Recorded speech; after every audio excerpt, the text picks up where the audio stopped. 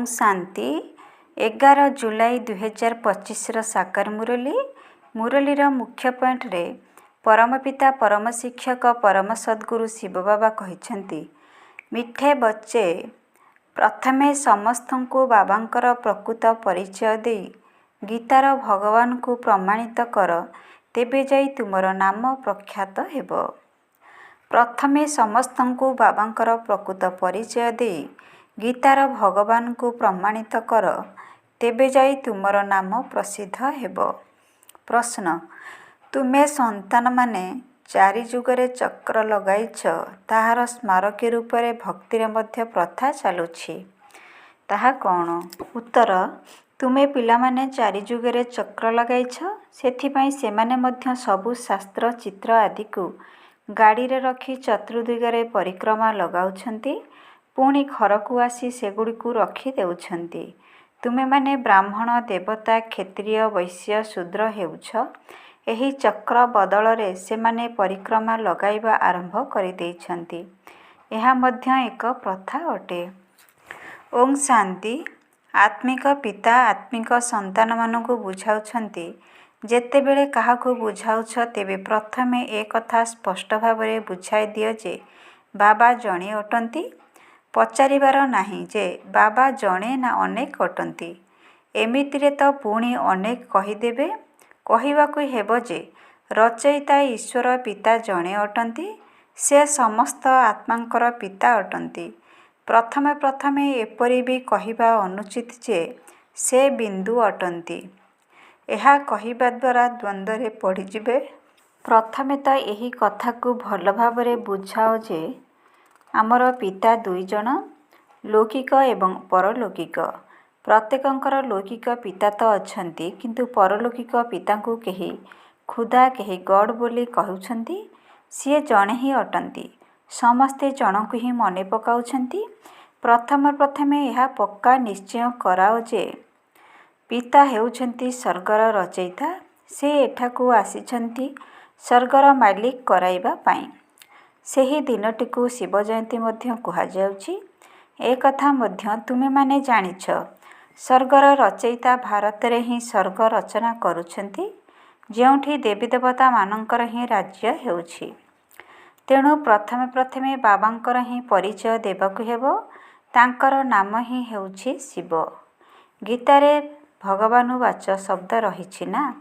प्रथमे एहा निश्चय कराई लेखाई नेबा उचित। गीतारे अछि भगवानुवाच मु तुमको राजयोग शिखाउछि अर्थात नररु नारायण कराउछि। एहा किए करि परिबे? ए कथा निश्चय बुझाइबाकू हेबो। भगवान किए पुणी ए कथा मध्य बुझाइबाकू पड़िबो। सत्ययुगरे प्रथम नंबर रे जे लक्ष्मीनारायण अछंती निश्चय से 84 जन्म नेउथिबे। पछरे पुणी अन्य सबु धर्मावलंबी माने आसुछंती सेमानंकर एते जन्म होई परिबो नाही। प्रथमे आसुथिबा आत्मा माने ही 84 जन्म नेई थांती। सत्ययुगरे तो किछि शिखंती नाही निश्चय संगम रे ही शिखुछंती। तेणु प्रथमे बाबांकर परिचय देबाकू हेबो। जेपरि आत्मा को देखि हेउ नाही अनुभव करी हेउछि सेहीपरि परमात्मा को मध्य देखि परिबो नाही। बुद्धि द्वारा जानुछंती जे से आम आत्मा मानंकर पिता अटंती।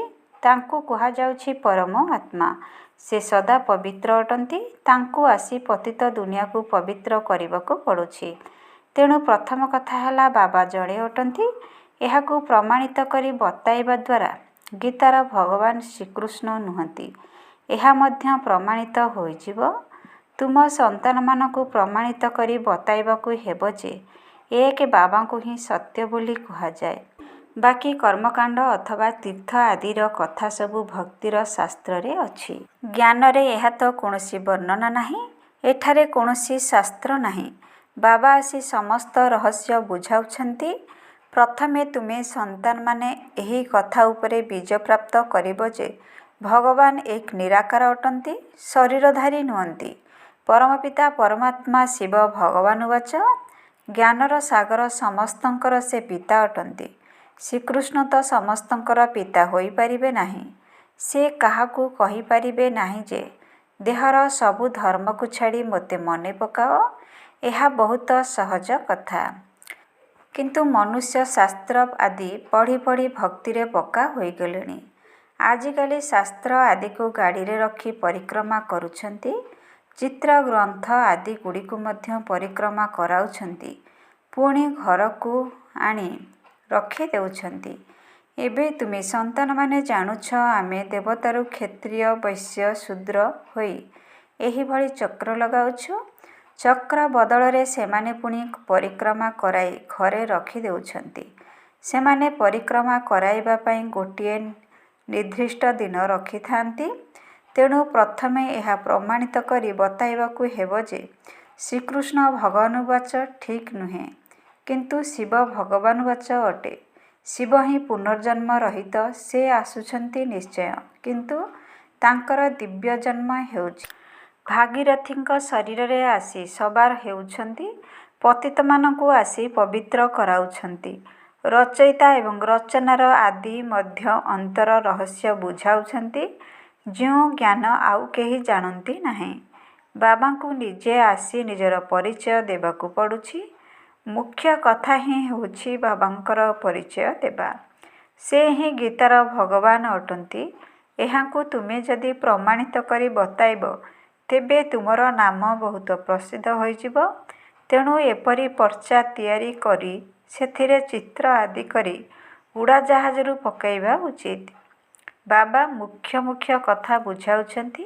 ତୁମର ମୁଖ୍ୟ ଗୋଟିଏ କଥାରେ ବୀଜପ୍ରାପ୍ତ ହୋଇଗଲେ ତୁମେ ବିଜୟୀ ହୋଇଯିବ। ଏଥିରେ ତୁମର ନାମ ବହୁତ ପ୍ରସିଦ୍ଧ ହେଉଛି। ଏଥିରେ କେହି ଖିଟପିଟ କରିବେ ନାହିଁ। ଏହା ବହୁତ ସ୍ପଷ୍ଟ କଥା। ବାବା କହୁଛନ୍ତି ମୁଁ ସର୍ବବ୍ୟାପୀ କିପରି ହୋଇପାରିବି? ମୁଁ ତ ଆସି ପିଲାମାନଙ୍କୁ ଜ୍ଞାନ ଶୁଣାଉଛି। ଡାକୁଛନ୍ତି ମଧ୍ୟ ଆସି ପାବନ କରାଅ। ରଚୟିତା ଏବଂ ରଚନାର ଜ୍ଞାନ ଶୁଣାଅ। ମହିମା ମଧ୍ୟ ବାବାଙ୍କର ଅଲଗା ଏବଂ ଶ୍ରୀକୃଷ୍ଣଙ୍କର ଅଲଗା। ଏପରି ନୁହେଁ ଶିବ ବାବା ଆସି ପୁଣି ଶ୍ରୀକୃଷ୍ଣ ଅର୍ଥାତ୍ ବା ନାରାୟଣ ହେଉଛନ୍ତି। 84 ଜନ୍ମରେ ଆସୁଛନ୍ତି। ନା, ତୁମମାନଙ୍କର ବୁଦ୍ଧି ଏହି ସମସ୍ତ କଥା ବୁଝାଇବାରେ ଲାଗି ରହିବା ଉଚିତ। ମୁଖ୍ୟ ହେଉଛି ହିଁ ଗୀତା। ଭଗବାନୁବାଚ କୁହାଯାଇଛି। ନିଶ୍ଚୟ ଭଗବାନଙ୍କୁ ମୁଖ ଦରକାର ନା। ଭଗବାନ ତ ହେଉଛନ୍ତି ନିରାକାର। ଆତ୍ମା ମୁଖ ବିନା କଥା କହିବ କିପରି? ସେଥିପାଇଁ କହୁଛନ୍ତି ମୁଁ ସାଧାରଣ ଶରୀରର ଆଧାର ନେଉଛି। ତେଣୁ ଯିଏ ପ୍ରଥମେ ଲକ୍ଷ୍ମୀନାରାୟଣ ହେଉଛନ୍ତି, ସିଏ ହିଁ 84 ଜନ୍ମ ନେଇ ନେଇ ଶେଷ ସମୟରେ ଆସିଲେ। ପୁଣି ତାଙ୍କରି ହିଁ ଶରୀରରେ ବାବା ଆସୁଛନ୍ତି। ସିଏ ଶ୍ରୀକୃଷ୍ଣଙ୍କର ବହୁତ ଜନ୍ମର ଅନ୍ତିମ ଜନ୍ମରେ ଆସୁଛନ୍ତି। ଏହିପରି ବିଚାରସାଗର ମନ୍ଥନ କର। କାହାକୁ କିପରି ବୁଝାଇବୁ? ଗୋଟିଏ କଥାରେ ତୁମମାନଙ୍କର ନାମ ପ୍ରସିଦ୍ଧ ହୋଇଯିବ। ରଚୟିତା ବାବାଙ୍କ ବିଷୟରେ ସମସ୍ତଙ୍କୁ ଜଣା ପଡ଼ିଯିବ। ପୁଣି ତୁମମାନଙ୍କ ପାଖକୁ ବହୁତ ଆସିବେ। ତୁମମାନଙ୍କୁ ଡାକିବେ ଯେ ଏଠାରେ ଆସି ଭାଷଣ କର। ସେଥିପାଇଁ ପ୍ରଥମେ ଭଗବାନ କିଏ ଏ କଥା ସିଦ୍ଧ କର। ତୁମେ ସନ୍ତାନମାନେ ଜାଣିଛ ବାବାଙ୍କଠାରୁ ଆମେ ସ୍ୱର୍ଗର ବସା ନେଉଛୁ। ବାବା ପ୍ରତ୍ୟେକ 5000 ବର୍ଷ ପରେ ଭାରତକୁ ହିଁ ଭାଗ୍ୟଶାଳୀ ରଥରେ ଆସୁଛନ୍ତି। ଇଏ ହେଉଛନ୍ତି ସୌଭାଗ୍ୟଶାଳୀ ଯେଉଁ ରଥରେ ଭଗବାନ ଆସି ବସୁଛନ୍ତି। ଏହା କ'ଣ କମ୍ କଥା? ଭଗବାନ ୟାଙ୍କ ଶରୀରରେ ପ୍ରବେଶ କରି ସନ୍ତାନମାନଙ୍କୁ ବୁଝାଉଛନ୍ତି ଯେ ମୁଁ ବହୁତ ଜନ୍ମର ଶେଷରେ ୟାଙ୍କ ଶରୀରରେ ପ୍ରବେଶ କରୁଛି। ଇଏ ଶ୍ରୀକୃଷ୍ଣଙ୍କ ଆତ୍ମାର ରଥ ନା। ସେ ନିଜେ କୃଷ୍ଣ ତ ନୁହନ୍ତି। ଏହା ତାଙ୍କର ବହୁତ ଜନ୍ମର ଅନ୍ତିମ ଜନ୍ମ ଅଟେ। ପ୍ରତ୍ୟେକ ଜନ୍ମରେ ଚେହେରା ବୃତ୍ତି ଆଦି ବଦଳି ଯାଇଥାଏ। ବହୁତ ଜନ୍ମର ଅନ୍ତିମ ସମୟରେ ଯାହାଙ୍କ ଭିତରେ ପ୍ରବେଶ କରୁଛି ସେ ପୁଣି ଶ୍ରୀକୃଷ୍ଣ ହେଉଛନ୍ତି। ସଙ୍ଗମ ଯୁଗରେ ହିଁ ବାବା ଆସୁଛନ୍ତି। ଆମେ ମଧ୍ୟ ବାବାଙ୍କର ହୋଇ ବାବାଙ୍କଠାରୁ ସମ୍ପତ୍ତି ନେଉଛୁ। ବାବା ପାଠ ପଢ଼ାଇ ସାଥିରେ ନେଇଯାଉଛନ୍ତି। ବାବା ପାଠ ପଢ଼ାଇ ସାଥିରେ ନେଇଯାଉଛନ୍ତି। ଆଉ କୌଣସି ଅସୁବିଧାର କଥା ନାହିଁ। ବାବା କହୁଛନ୍ତି କେବଳ ମୋତେ ମନେ ପକାଅ। ତେଣୁ ଭଲ ଭାବେ ବିଚାର କରିବା ଦରକାର ଯେ କିପରି ଭାବେ ଲେଖିବୁ। ଏହା ହେଉଛି ମୁଖ୍ୟ ଭୁଲ, ଯେଉଁ କାରଣରୁ ଭାରତ ଅସତ୍ୟ ଅଧର୍ମୀ ଦରିଦ୍ର ହୋଇଯାଇଛି। ବାବା ପୁଣି ଆସି ରାଜଯୋଗ ଶିଖାଉଛନ୍ତି। ଭାରତକୁ ସତ୍ଚରିତ୍ର ଆଉ ଧନବାନ କରୁଛନ୍ତି। ସାରା ଦୁନିଆକୁ ସତ୍ଚରିତ୍ର କରୁଛନ୍ତି। ସେ ସମୟରେ ସାରା ବିଶ୍ୱର ମାଲିକ ତୁମେମାନେ ହିଁ ହେବ।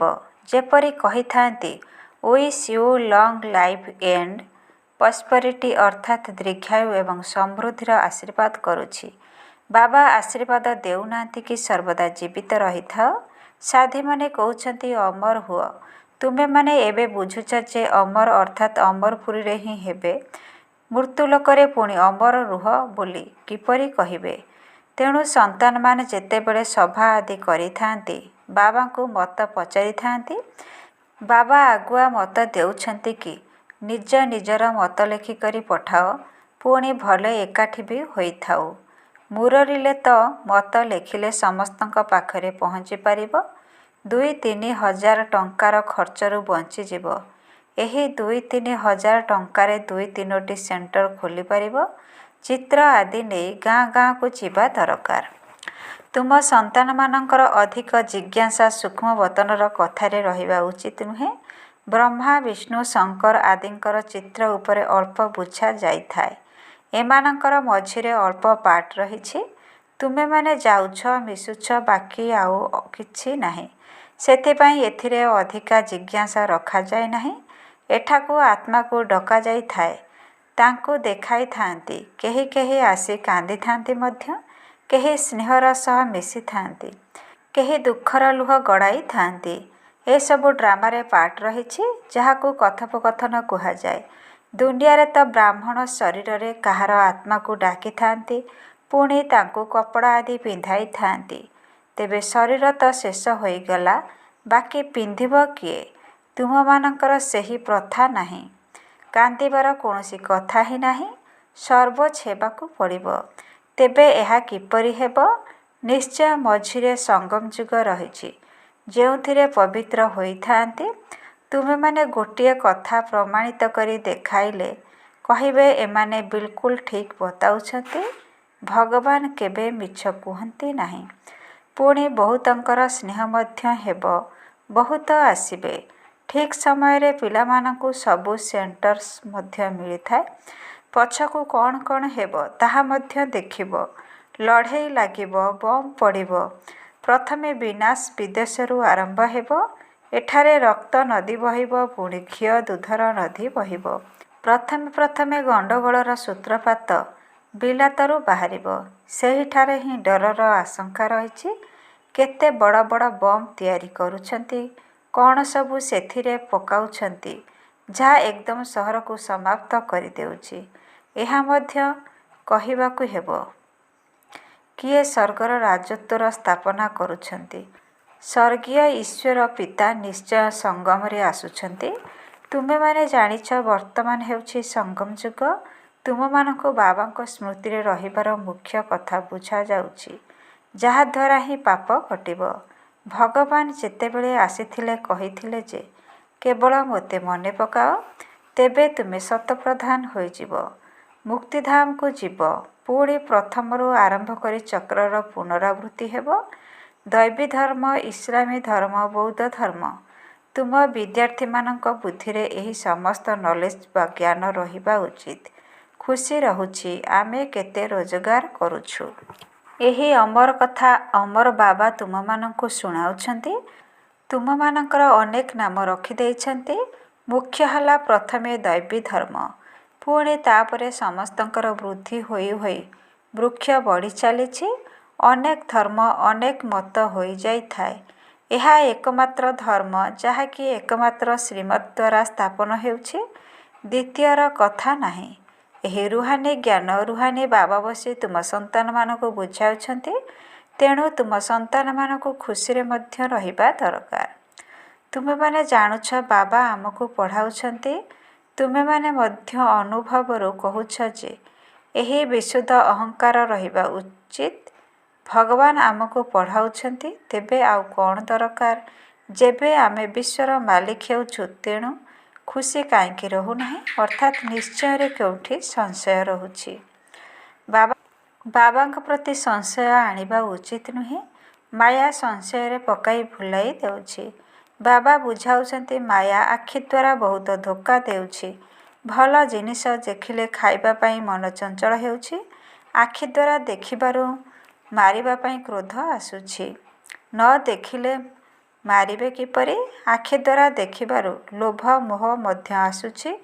ମୁଖ୍ୟ ଧୋକା ଆଖି ଦେଉଛି। ଏହା ଉପରେ ପୂରା ନଜର ରଖିବାକୁ ହେବ। ଆତ୍ମାକୁ ଜ୍ଞାନ ମିଳିଥାଏ, ତେଣୁ ପୁଣି ବିକାର ପଣିଆ ଛାଡ଼ି ଯାଇଥାଏ। ଏପରି ନୁହେଁ ଯେ ଆଖିକୁ ବାହାର କରିଦେବାକୁ ହେବ। ତୁମମାନଙ୍କୁ ତ ବିକାରୀ ଦୃଷ୍ଟିକୁ ନିର୍ବିକାରୀ କରିବାକୁ ହେବ। ଆଚ୍ଛା, ମିଠା ମିଠା ଶିକ୍ଷିତ ସନ୍ତାନମାନଙ୍କ ପ୍ରତି ମାତାପିତା ବାପଦାଦାଙ୍କର ମଧୁର ସ୍ନେହସମ୍ପନ୍ନ ଶୁଭେଚ୍ଛା ଏବଂ ସୁପ୍ରଭାତ।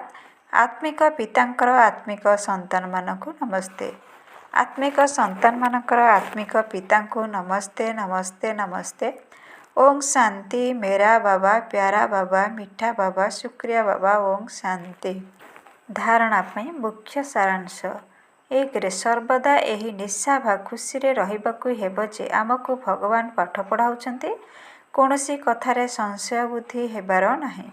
ମନ ଭିତରେ ଶୁଦ୍ଧ ଅହଙ୍କାର ରଖିବାକୁ ହେବ। ସର୍ବଦା ଏହି ନିଶା ବା ଖୁସିରେ ରହିବାକୁ ହେବ ଯେ ଆମକୁ ଭଗବାନ ପାଠ ପଢ଼ାଉଛନ୍ତି। କୌଣସି କଥାରେ ସଂଶୟ ବୁଦ୍ଧି ହେବାର ନାହିଁ। ମନ ଭିତରେ ଶୁଦ୍ଧ ଅହଙ୍କାର ରଖିବାକୁ ହେବ। 2. ସୂକ୍ଷ୍ମବତନ ବିଷୟରେ ଅଧିକ ଆଗ୍ରହ ରଖିବାର ନାହିଁ।